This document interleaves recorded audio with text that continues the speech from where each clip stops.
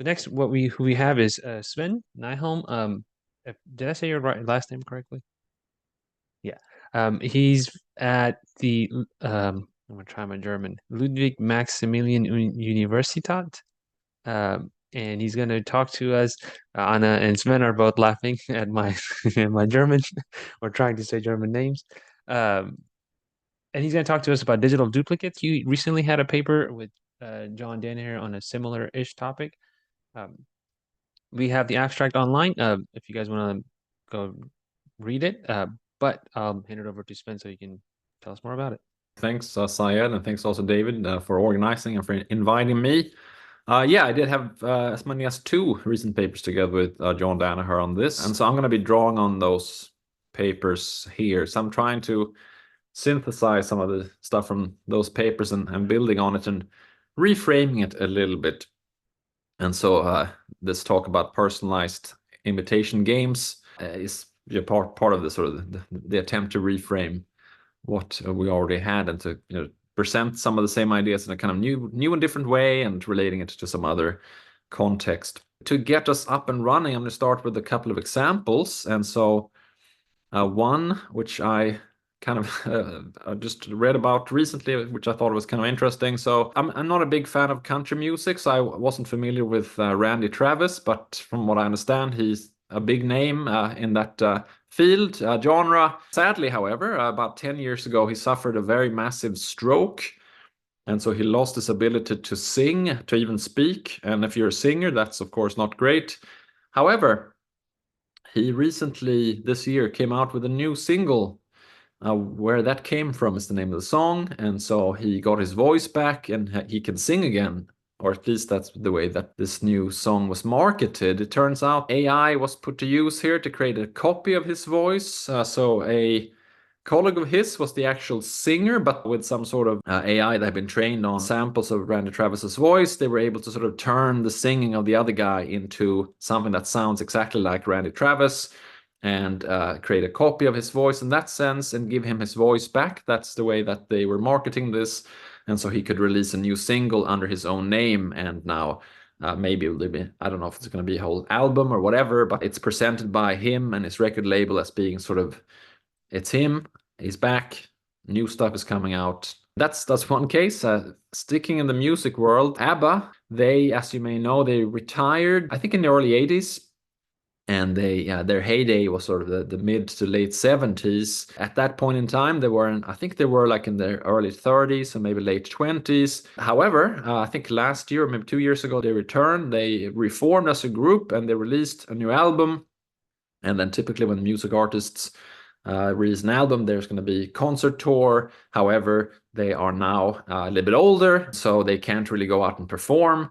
But they created digital avatar copies of themselves that are doing the concerts instead of them and providing what I understand to be a great show. Very popular in London. People travel there to see ABBA perform, except what they get to see are these digital sort of recreations of ABBA, which apparently they're a big hit, and so they're great. If you can't get an appointment with Deepak Chopra, he's a very popular guy. Anyone can get an appointment with his AI twin, and you get your own personal well-being advisor. This digital chatbot version of Deepak Chopra. Here's another example. This social media star who apparently has a lot of fans, and she couldn't interact with all of them. They kept sending her direct messages and wanting to talk with her, and she couldn't sort of oblige. And so what she did was that she created a AI chatbot version of herself, and now she can talk with all her fans. There's just an example that some of you will be familiar with. We have Anna and Eric here, who are the ones that put together the Did You Dan AI version of Dan Dennett. You can see in this headline that made news headlines. Even philosophers and people who said that they were experts on Dan Dennett couldn't tell some of the snippets of text produced by DigiDan, the chatbot, apart from new bits of text produced by Dan Dennett before he died. As I will come back to later, there are other philosophers doing the same. I think, Syed, you are now postdoc with Luciano Floridi, is that right? There's also the Luciano Floridi bot that sort of sounds like Floridi, and so Dennett is not the only one with a chatbot, but I think the Dennett one is more well known.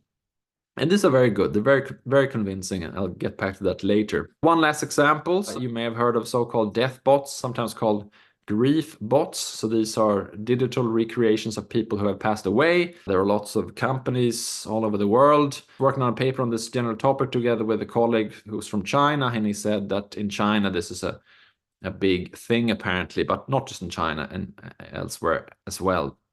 So these are all examples of different attempts to create sort of digital AI copies of people.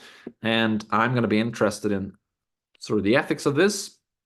On the one hand, should we do it? Is it permissible? But on the other hand, is it a good thing? Is it desirable on the one hand for the person who's being copied? Is it desirable for other people? Of course, those two may come apart. As I'm talking about that, I'm going to relate it back to two other topics that are often discussed in the ethics of AI, namely, on the one hand, the Turing test, hence the title, the end of the personalized imitation game, and also, I don't know if this is a sort of standard name, I'm calling it the AI replacement worry here. This idea that, you know, if you can have AI do jobs and other things that people can do and that maybe even better than people, then we're going to be replaced by AI. And so we get a sort of personalized version of this when we have AI copies of people. All right, so I already mentioned before that I've been working on this together with my colleague John Danaher, and we have 2 papers out on this. And so just to sort of give credit where credit is due, this is partly drawn on those papers, and I'll refer back to them a couple of times. John came up with the name digital duplicate. We settled on this term for no particular reason. The way we define it is a partial, or at least semi-autonomous digital recreation of real people. That's the rough definition that we're using in our papers. People in question, as I mentioned in the open examples, that might be people who are alive, or it could be people who are no longer with us. Both kinds of people are interesting to think about in terms of digital copies. Now, one method of doing this is to do what Anna and Eric did with Dan Dennett, namely to sort of fine-tune a large language model with text input from the source, in that case from Dan Dennett. I already mentioned, and so this is one of the main types of creating this sort of digital duplicates that I'm interested in. Not necessarily thinking that that's the only possible technique. I mean, maybe there's some other form of AI. I want to keep it broader, but this is the one at the type that I'm mostly familiar with and that people have been experimenting with. And I already mentioned that case. One interesting feature is that the digital Dan Dennett AI chatbot speaks in the first person. So it would sort of imitate Dennett. I mentioned the Florida Luflot bot, as it's called. It speaks in the third person. So it, in a certain sense, imitates Florida, but it says, you know, Florida thinks this, Florida thinks that. And so it will be less of a, people wouldn't be as easily misled to thinking that they're talking with the real person. And then you could do what Eric and Anna did, except you could do it on your own text or your own works. And some friends and colleagues of mine, Seb Porcelain, Brian Earp, and their Julian Zaleskin colleagues, they have done that with their own work. They've trained fine-tuned chatbots to sound like them, again, speaking in the first person. There could possibly be other ways of doing this, but these are the ones that I am going to be focusing on, especially cases 1 and 3. And that's where we sort of get to this talk about the imitation game. As you will recall from your intro to AI classes and other reading, Turing sort of had this idea that, okay, let's think about whether machines can think, but actually let's reframe the discussion. We don't really know what the question, can machines think, mean, but we do understand the question, can machines behave as if they can think, Turing suggested.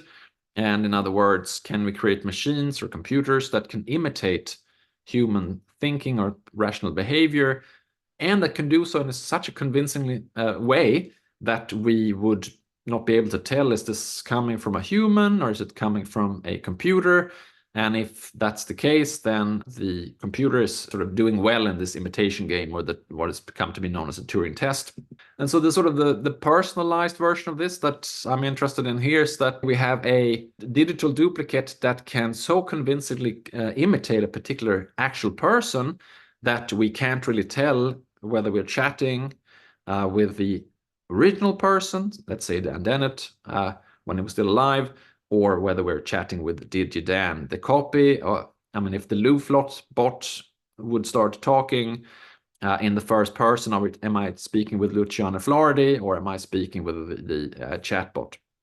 That would be sort of the what I'm calling the personalized imitation game here. And as you know, I mean, I don't quite know the details, but we have Anna and Eric here, so they can tell us more. But my understanding is that, as I mentioned before, that I mean, I had Anna come to my class and do this, and the students they all thought that DigiDan was Dan Dennett and vice versa, so that we all got it wrong.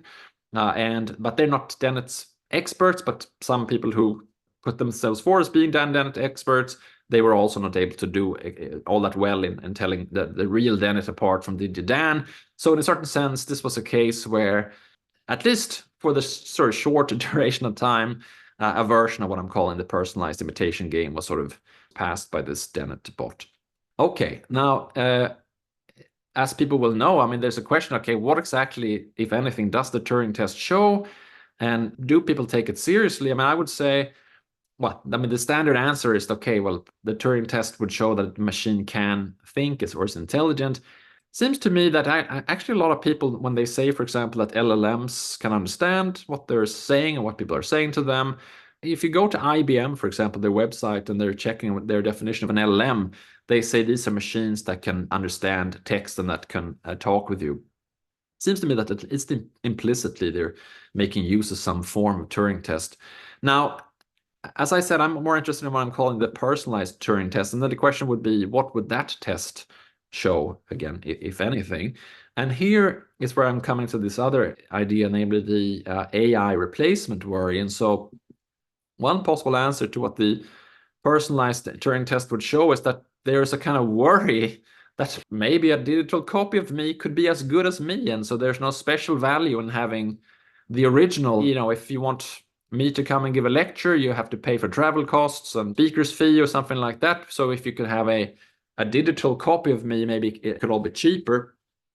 Maybe my university wouldn't have to pay me for teaching. It could have a copy of me do my lectures instead, etc. My value would go down, or there's a threat of that if there could be a digital copy that people couldn't really tell apart from me. So maybe that's one thing that this personalized version of the Turing test should show, that maybe we aren't as important and valuable as we thought we are, hope we are. So that's one version. And so that's one of the topics in recent work with John Danaher. We call this the scarcity problem in that paper. So I'm going to get back to that. This is one possible thing to worry about, that maybe having digital copies of us will make us less important and valuable. One question, of course, arises, well, should we allow these things to begin with? Are they unethical? Are they permissible? And if so, under what conditions? Obviously, you could think that they are both permissible and good, desirable, or you could imagine that someone would think that, yes, they're permissible, but actually they're not particularly good, or they're impermissible, but they would be good. And so you have lots of different options here, 4 different sort of possibilities in my little matrix here. And I'm interested both in the permissibility and also the desirability question and the relation between the two. So let's talk for a little while about permissibility. That's actually the topic of the other paper together with John that I worked on. And the way that we approached sort of sketching a kind of basic principle for it, some basic conditions for when these things would be ethically okay, is that we first started by looking at what are the pros and cons in general when it comes to digital duplicates. And so here, this is a sort of incomplete list of benefits and possible harms or risks. So on the benefits side, you know, maybe if I have a digital copy, I can send it to do a job interview in my place, like, you know, because maybe I don't like doing job interviews. Deepak Chopra can talk with more patients, and this influencer on social media can have more fans talking with her, etc. So you can spread yourself thinner, so to speak, and provide the goods to more people. Maybe I lose my capacity to write philosophy papers, but maybe my digital copy can keep writing papers in my style. Maybe I value that. I die, and then, you know, I can come back as a digital copy, and my relatives can maybe enjoy that. And so there are, you know, all sorts of benefits that could possibly be had from these things. I'm not going to go through the full list. We can get back to those in the discussion. But, you know, there are obviously things that attract people to the idea of having digital copies of people. On the minus side, so to speak, than the harm or risk side. I mean, there's the worry, for example, that you could fake being someone. You can have a digital copy showing up and pretending to be you, and then people will, think that that's really you, and then that's just sort of an identity theft worry here. It could also be that I want to have a digital copy, but that's actually a poor representation of me. I die, and then I come back as a digital chatbot, but it doesn't really represent what I was like. And so maybe the afterworld, so to speak, will have a false understanding of what I was like, and maybe that's a kind of harm that I suffer after I'm gone. There are obviously always worries about responsibility gaps when there's AI of any kind. That will apply here too. And then we have this worry that I mentioned before, that maybe my value as a unique person might go down, given that can now make a copy of me that could maybe perform better than me in certain respects. So there are obviously a bunch of possible downsides. Now, when it comes to formulating sort of permissibility principles, what John and I came up with was, and I should say he came up with most of this particular principles. Obviously, one thing that you would think is that you would have to have the consent of the person who's being copied. One qualifier that we add to this is that, let's say that I'm dead and I've been dead for a very long time, and there's some sort of interest in having me come back as a digital copy, then maybe the longer I'm gone, the more okay it might be to have me come back without my consent while I'm still alive, or if I recently died and I explicitly didn't consent, then maybe that makes it impermissible. Going back to the pros and the cons, I mean, there should at least be some sort of positive value that you can point to, so that there's something to be said in favor of the digital copy of me or whoever it might be. In line with a lot of AI ethics, we also suggest that there should be some sort of transparency. So the more, my digital copy is really imitating me and no one is telling other people that this is a copy, the more ethically problematic it becomes. Whereas if the digital copy sort of explains, okay, I'm a digital copy of this guy, and so, don't mistake me for the original, the more okay it becomes. Other measures, whatever they might be, to sort of mitigate those harms and risks that you can come up with. And last, is there a really need for the original to be there, or are we talking about situations where it's perfectly okay to have a copy? There is some sort of service that you can pay celebrities to wish you a happy birthday or to make, say, a message. I can't remember the name of it, but you pay them like not very much, like $20 or something like that. And then you can have Snoop Dogg and other people say, happy birthday, Syed, or something like that. Now you might have the digital version of Snoop Dogg do this instead. Maybe if I'm paying 20 euros, I mean, it's not very nice. And so then I would want to know, is it the real guy or is it a copy? So sometimes, it matters less. Sometimes it matters more whether we have the real authentic presence there or not.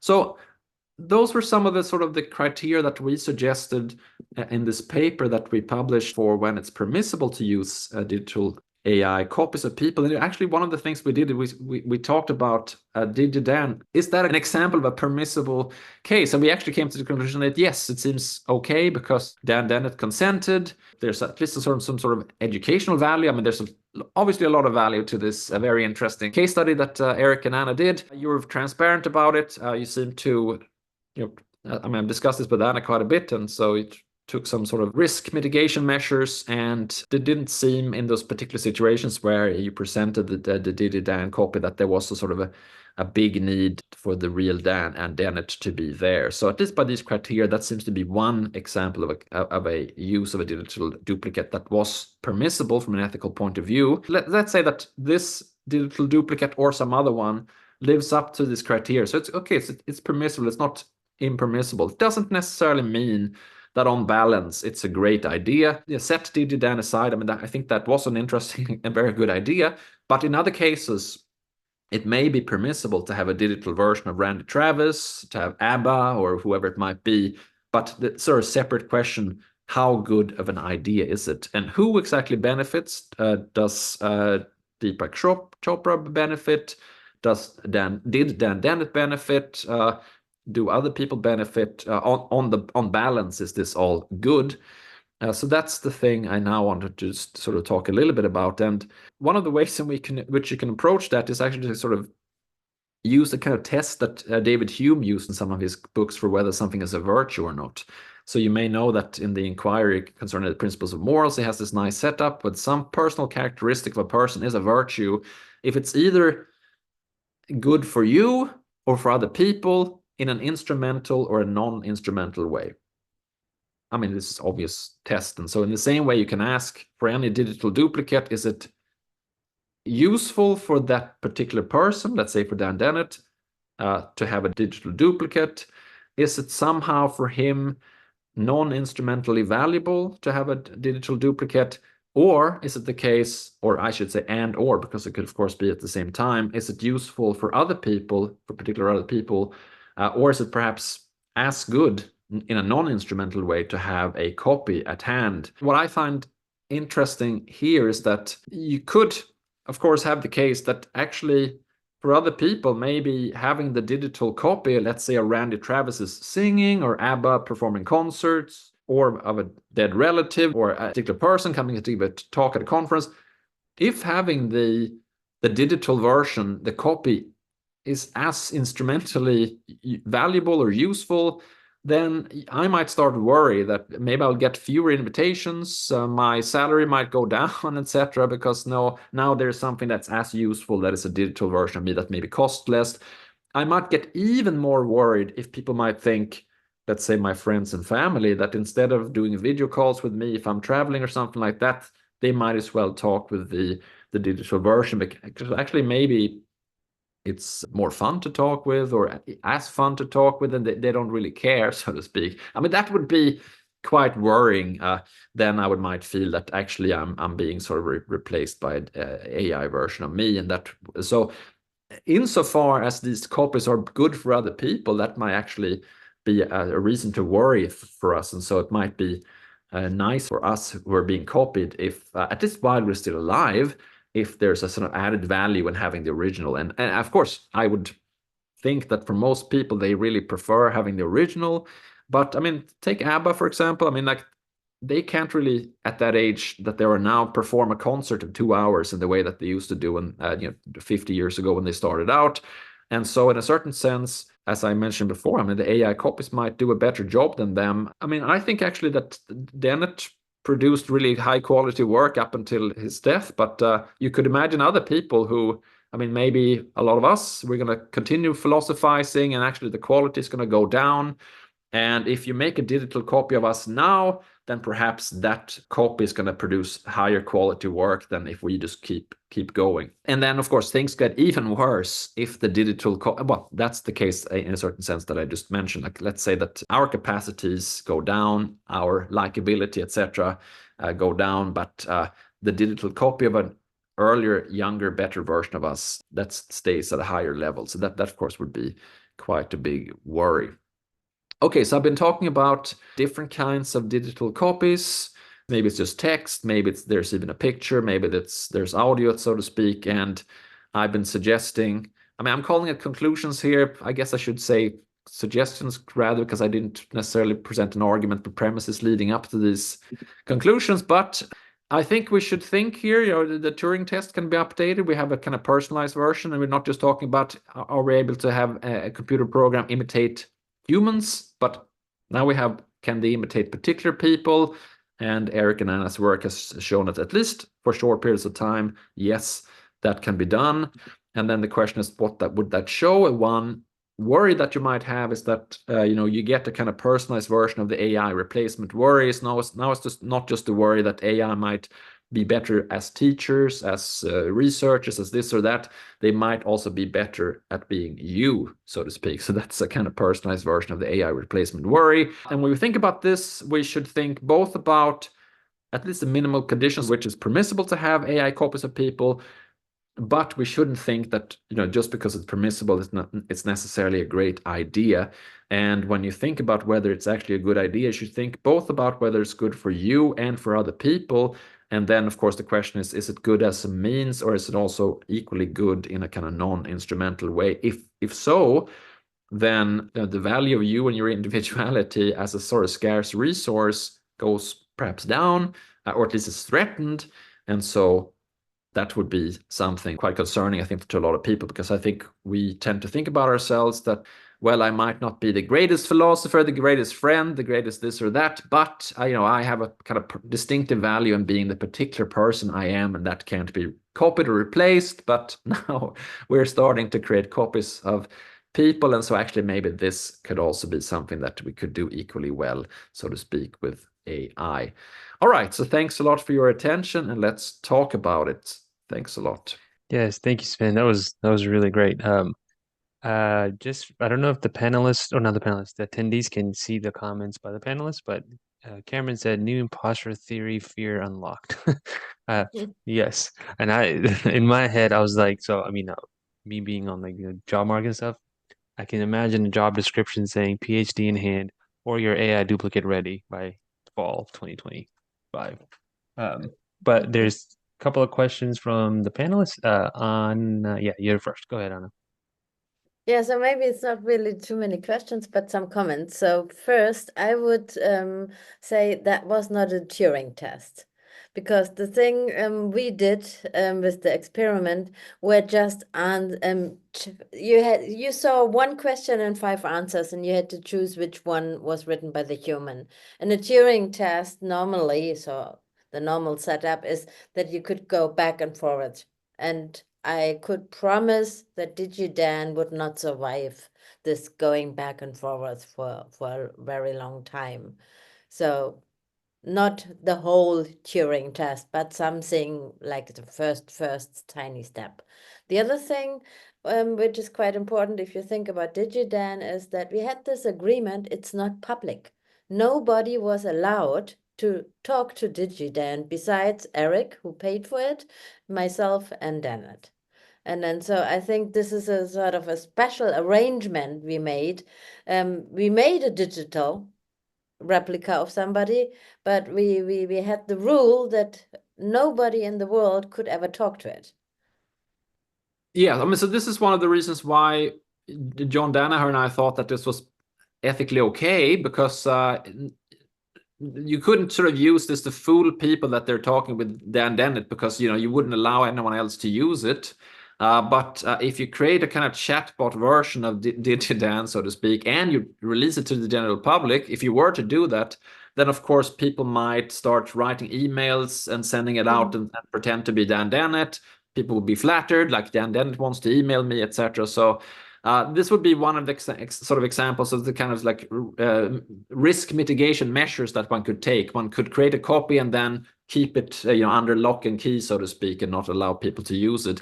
I mean, on the first point, yes, I mean, obviously there's a difference in what Turing described in his imitation game. Yeah, but the general idea again could be, let's say that it's a chatbot, and let's say that we take this to the next level. And as you've been mentioning to me a few times when we talk about this, I mean, some of the outputs from DigiDan were not very good, not very convincing. Others were. I don't know what the prospects are of creating something that would actually perform really well in a kind of back and forth chatbot function version. So if you could have it, then you would have a kind of again the sort of personalized version of the Turing test. But I'm using that expression in a kind of loose way here, so that I mean, for example, this the Randy Travis song. I mean, it really sounds like Randy Travis. And if you heard it on the radio, I think a lot of people would think it's Randy Travis, and it's being sold as a new single by Randy Travis. If people don't read the backstory, I think they're just gonna buy it. Okay, this is a new song. He can sing again, etc. So there are going to be different techniques that are used. I mean, like if you see the ABBA avatars, no one is going to think that that's real, because they know that they're old, and also that it looks sort of like animations. So this is going to depend a little bit on the case whether it's similar to a Turing test or not. But yeah, thanks for that. And so maybe we have to emphasize that every digital replica is not reliable. So it will never be a perfect copy of you. It will always No. Okay, yeah, absolutely, and that's part of the definition that we give. That's a sort of a partial copy that performs fairly well, and now of course the more you know someone, like the easier it's going to be to tell them apart from however, like a lot of people that you maybe met a couple of times, including celebrities, that you see a certain version of them that's going to be really hard perhaps to tell apart. And so even if they perform quite poorly from this point of view, people who know what this person is likely to say, you could still have fool a lot of people that this is the real deal. Okay, last comment. DigiDan is deleted, so there is no DigiDan anymore, for the record. Right, and again, this is another thing that I think we even mentioned in the paper that because obviously this means that as you know, it was all consensual and there was an agreement. So it's really, it all followed sort of like the wishes of the person being copied, but you can of course imagine that that doesn't happen, and the copy lives on after the person dies. You can maybe even fool people that the person hasn't actually died, and so on and so forth. But yeah, so from the point of view of our permissibility principle, you did very well. One of the things that is absent from your talk, kind of conspicuously to me, and that I think was part of Turing's intention too, is any discussion of whether the entity is conscious, or if you don't like consciousness in particular, like whether it has the underlying cognitive architecture of the right sort. Does it have real representations and long-term memory and that kind of thing? So I assume your avoidance of all that is intentional. But I think a lot of people, including me, would think, well, this matters a lot to the ethics of it, right? Are we creating something that really does, have emotional responses and conscious thoughts that is interacting with you? So I was wondering if you could kind of expand more upon your choice not to include that in your picture. Well, I'm glad you asked that. And if I had a little bit more time, I would have said something about this, but I think we were supposed to keep it at 30, 35 minutes, but I probably went over anyway. But yes, so there were a couple of reasons why I didn't say anything about this, and not just the trying to keep things at 30, 35 minutes. So this is like the previous talk. This is also part of a book I'm writing, and actually the chapter before talks about this issue of consciousness. And actually, one of the things I sort of briefly bring up then is this idea, well, let's say that you think it's possible to create AI consciousness and put that together with this idea of kind of having digital duplicates of particular people. I mean, so one interesting question would be, are you creating a kind of model of what the conscious experience of the person might be? Or would you have a form of consciousness that would be totally separate, and there's really no affinity between DigiDan's consciousness, if there was such a thing, and Dennett's consciousness, or would this be a way of kind of modeling the conscious experience of particular people? So that's a topic I'm kind of interested in, and I do briefly mention it in that other chapter. I mean, yes, I was assuming here that the technologies that we would have today would not yet be conscious, other than perhaps in a kind of deflationary sense. So this is another sort of distinction I draw in that other chapter and /talk that I've been given a couple of times. That, okay, so some people say, I mean, so Jeffrey Hinton, for example, one of the so-called godfathers of deep learning, he recently gave a presentation saying that chatbots are already sentient. And then, when he goes on to explain what he means, it's something quite minimal that doesn't really sound, I mean, I guess at least a layperson, they would probably say, well, okay, if that's what you mean by consciousness, then sure, that's fine. But you didn't talk about what it feels like to be the chatbot, the qualia, etc., etc. So yeah, I mean, this is another sort of wrinkle. I mean, are we talking about consciousness in a kind of non-deflationary maximal sense, or are we talking about it in a more deflationary sense? And then, I mean, in that talk, I said, well, if it's the deflationary sense, then it doesn't seem to be very ethically interesting to talk about consciousness here. If the less deflationary and the more it's about feelings and subjective experience and, what it's like to be that chatbot, etc., the more it seems to ethically matter how we treat it, him or her, so to speak. So yeah, so I do have things I'm very interested in the topic, but I was trying to sidestep it here because I didn't want to bring up too many other things just because I find it so interesting. So yeah. Right. So just to follow up just a little bit on that, I see other hands.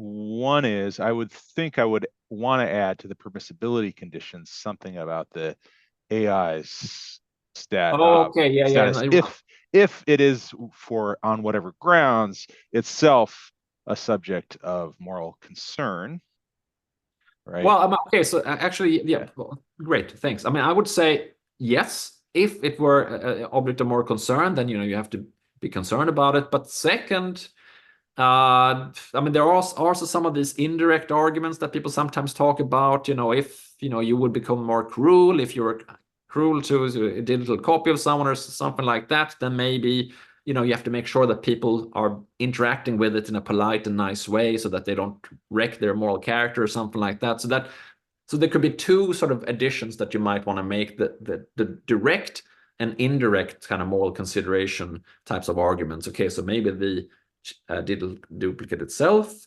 should be treated with concern if it's sentient or whatever, and also we should have people interact with it in some way that wouldn't lead them to create bad consequences for themselves and others, of the sort that people who are interested in the sort of Kantian argument, the indirect argument, are interested in. So, but yeah, we were just assuming in that particular paper that it wasn't a conscious entity, so that's why that wasn't part of the principle. Thank you, Sven, for this talk and for the topics you bring up in the presentation.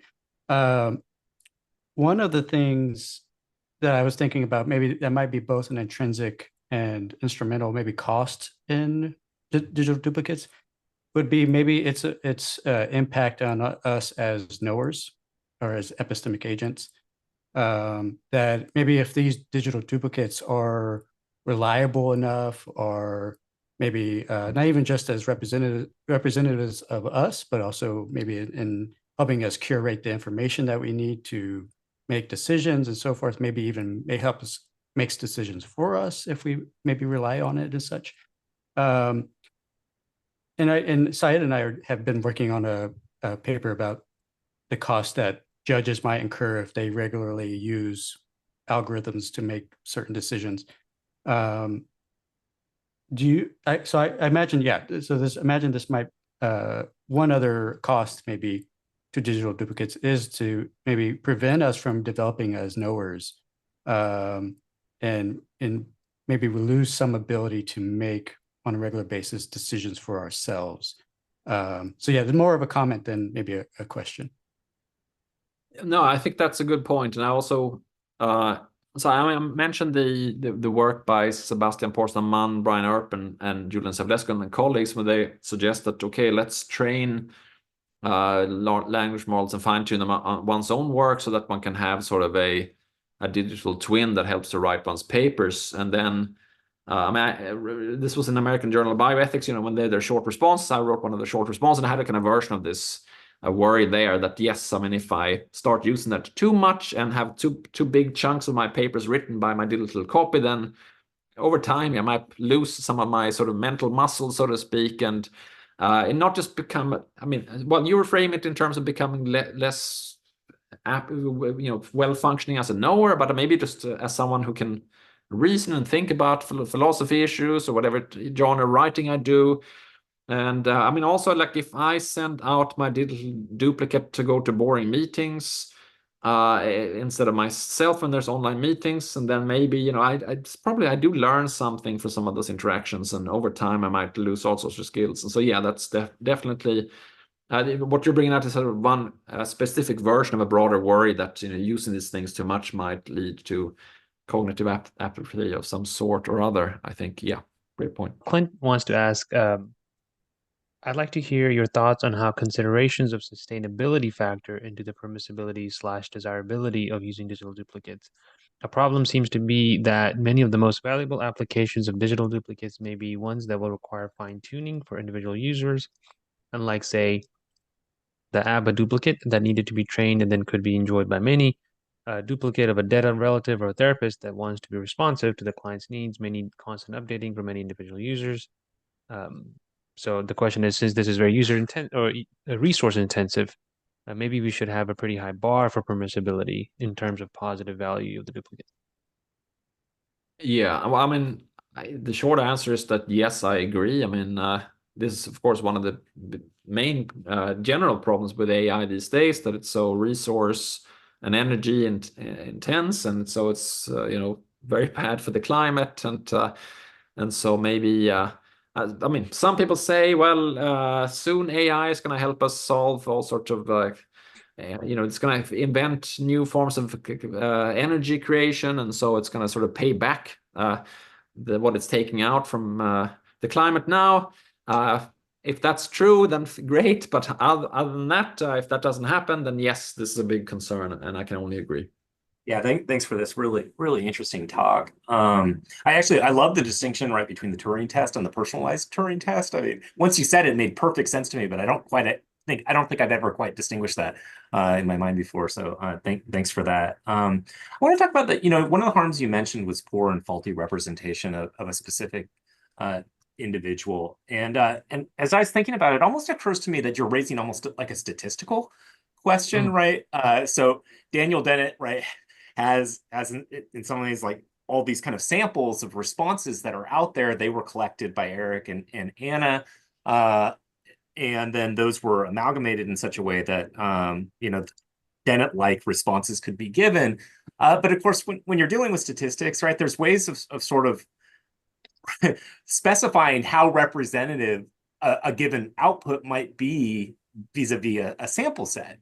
And so I wonder if one way of sort of minimizing, for example, like if you're asking Digidan about evolutionary theory, it's like the response is likely to be highly representative of Dennett's actual response. But if you're asking whether Dennett likes Ethiopian food, I mean, unless there's like some essay about Ethiopian food that I haven't read of his, right? It's probably very unlikely to be representative of this. And so I wonder if actually some common statistical techniques could be used to then give the person that's interacting with Digidan some guidance as to how representative a given answer might be. So kind of minimizing that particular harm. Yeah, no, that's a great suggestion. I mean, going back to that other case, not with Digidan, but the autogen copy of some academic authors. I mean, one of the worries I had was that most of the training data is not going to come from them, but from the internet or whatever, and this sort of generalizes. And if you have a dead relative, and now you have the grief or death bot that's imitating them, it's a representation of people online as much as it is maybe of the relative, except, as you say, if there's a particular topic that dead relative just wrote about, and so there's super much data that can. So yeah, maybe this could be one of the measures to make it more transparent, to say, okay, this is a topic that Dennett, he never talked about Ethiopian food, let's say, so the Dennett bot should say, hey, I'm now basically, being a general language model. I'm not being Digidan, so to speak. And then you switch to evolutionary theory, and then you can say, well, I'm back to Dennett mode. So that could be a way of making it more transparent. And I mean, the other thing I want to just mention there, when it comes to being a poor representation, I think this also is a possible harm that goes both in terms of, so maybe like if the Digidan is talking about things that has nothing to do with Dennett, and so it's a poor representation, that could be a harm to Dennett because he's sort of misrepresented. People get a false view of what maybe he is like or was like in this case. And it can also be a harm to the user because they get a false impression of what the person is or was like. And so I just want to emphasize that seems to be a problem that kind of goes both ways. And maybe your solution could actually help in both directions, because if Digidan says, okay, now I'm really kind of just using data from elsewhere, then in a certain sense, Dennett wouldn't have to worry about being misrepresented because the chatbot is saying, okay, this is really coming from the Dennett training data. And in the same way, the users could also be warned. So actually, that's quite a nice idea that could help both the person being copied and the people using the digital duplicate. Yeah. Thanks. So here's one a little bit from left field, but it's also related to the concerns you were just expressing about misrepresenting someone's views. Yeah. So to give you an idea what I'm worried about, I've been waiting for a while for Winds of Winter, like a lot of Game of Thrones fans, right? Yeah, right. And I think the show was pretty good until they got out ahead of the books. And a theory about what in part happened was George R. R. Martin is now, paralyzed by the bad last couple seasons. and it interferes with his own creative process. I wonder, could we be worried about this interfering with sort of our own creative agency, where we see some version of what we might have said that's a little bit in uncanny valley of it's sort of like something we might have said, but then we also see big problems with it, and now we like lose sense of what we sort of would have originally said if the issue was first posed to us, and now we think we have to like do better, and it kind of interferes with our authentic response to some issues. I don't know if that's a major issue worth worrying about, but I didn't see it as fitting into the previous worries. Yeah, no, I mean, that's really interesting, and I don't really have anything to say about it, except for I'm interested in how that relates back to Caroline's presentation before about unruly agency. I mean, there seems to me to be some interesting connection. If I'm trying to live up to some image about what I should say or do that's based on training data from my past behavior, then that might make me somehow less unruly. Yeah, but on the other hand, I'm not sure I fully understood the concept of unruliness. It just seems to me that there's interesting bridges there that so yeah, that's a great point. But yeah, I can't do better than that in terms of coming up with something to say about it. Anna again asks, should imitation and simulation be distinguished? Would you agree that perspective experience cannot be a fake even in cases of illusion and hallucination? Then it is rather a right of a perceiver to desire to experience imitation. Okay, so I'm not sure I got all of the question, but the very first bit, is there a difference between simulating and imitating? I mean, one little sort of bit of trivia about the history of AI definitions is that there was a sort of switch from, I mean, Turing, he didn't use the term AI, he talked about machine intelligence and can machines think, etc. And he talked about imitation. And then when the actual term AI was introduced, there was a switch to talking about simulating intelligent behavior, which and the way that they McCarthy et al. Describe what they're trying to do, that seems to be different than what Turing was talking about. I mean, it's subtle. I mean, Turing was talking about a machine that behaves as if it can think and that will convincingly imitate people, whereas then McCarthy et al. Were talking about creating machines that can learn, that can use language, and that can, well, simulate human intelligent thinking and behavior. So it seemed to me that there was a slight shift in the way that they were thinking about AI. I mean, if you asked Preston what exactly is the difference, then I think we get to the second part of the question, but I confess that I did quite follow all of it. So I can't speak to it, but yes, I mean, it does seem to me that there is a difference. I'm not sure I would be able to say exactly what the difference is, but thanks, Sven. That was really interesting. So this is it kind of dovetails with Cameron's question. So I'm interested in, our first person perspectives on false representations of ourselves. So there's a sort of intuitive sense in which it's just not us. So that's fine. I'm not worried about that. I'm worried about the following kind of case. So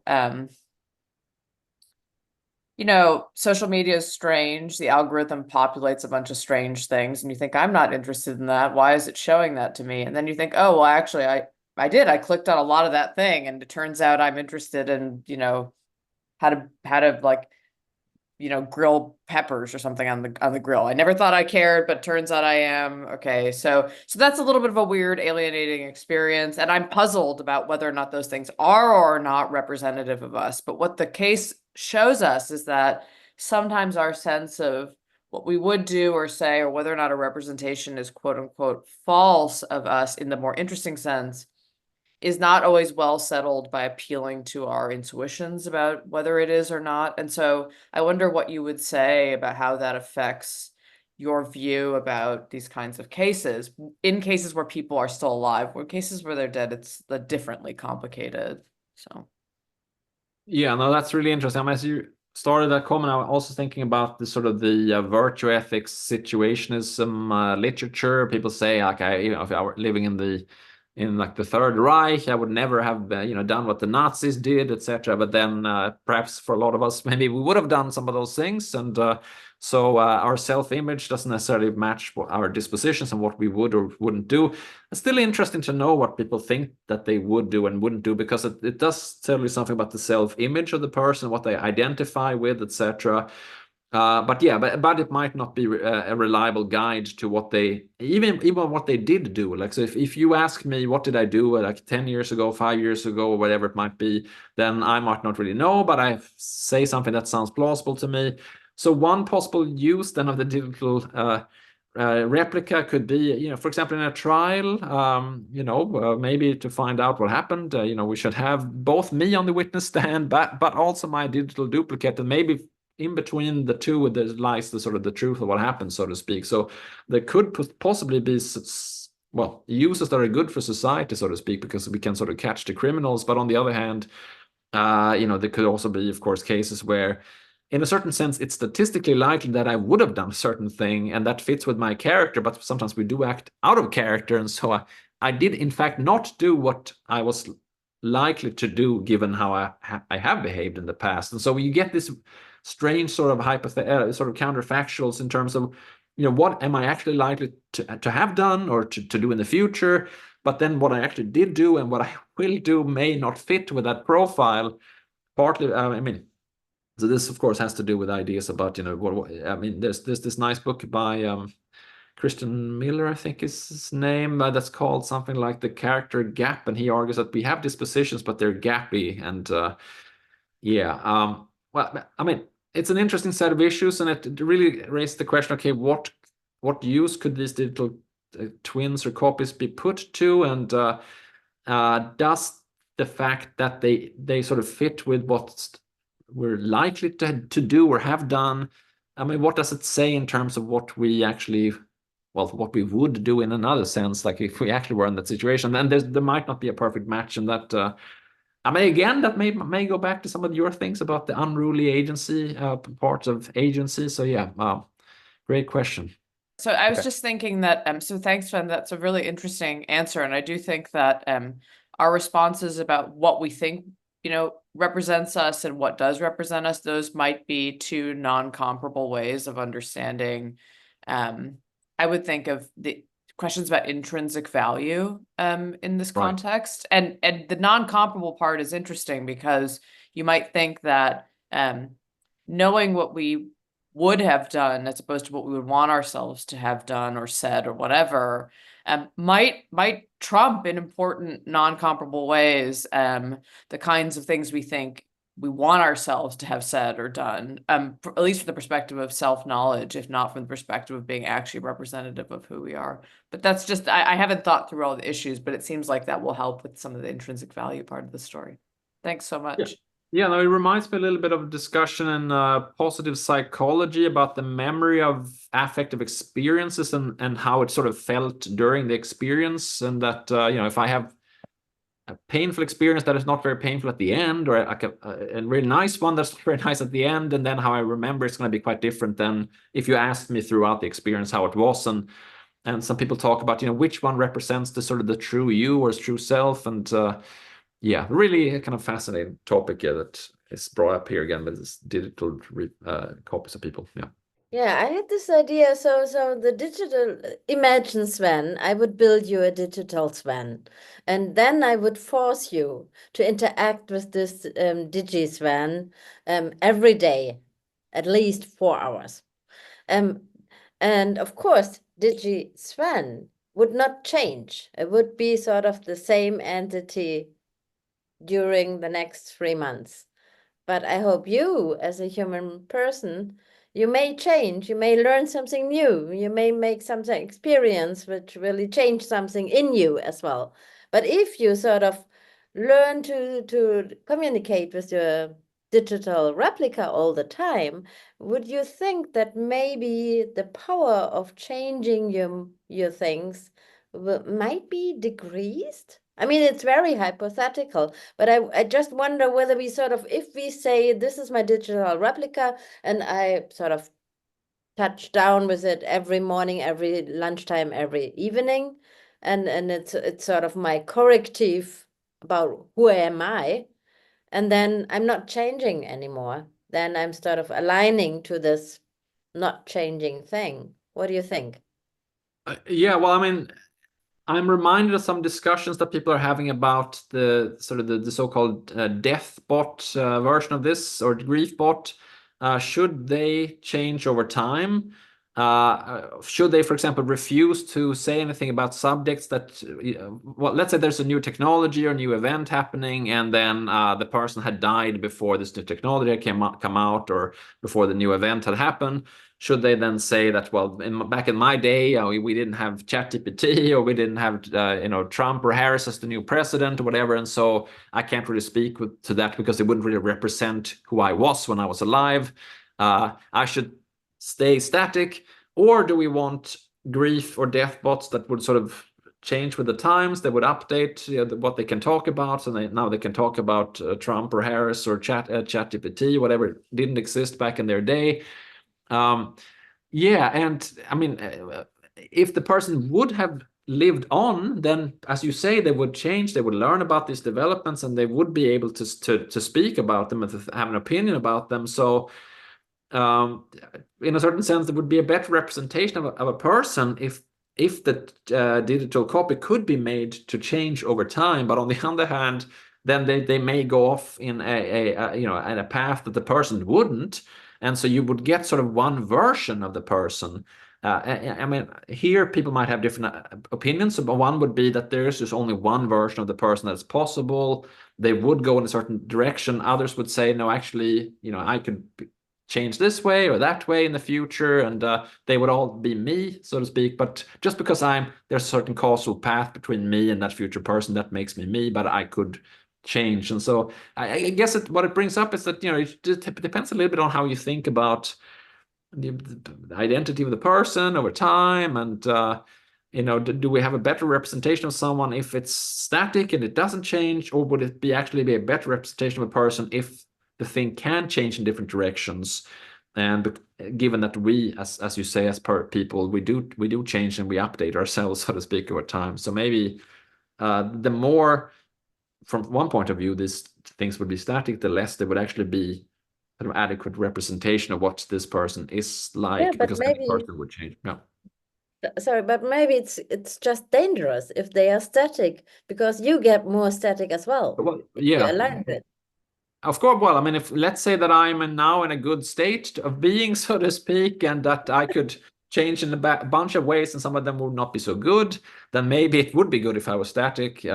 On the other hand, if there's room for improvement, as there is in my case and in the case of many other people, then maybe it wouldn't be so good if I stuck to my current self, so to speak. So yeah, I mean, it might be relative to, like, is this a good version of the person? Like, could things only go downhill from here, or is there room for improvement? And so it might be relative to that.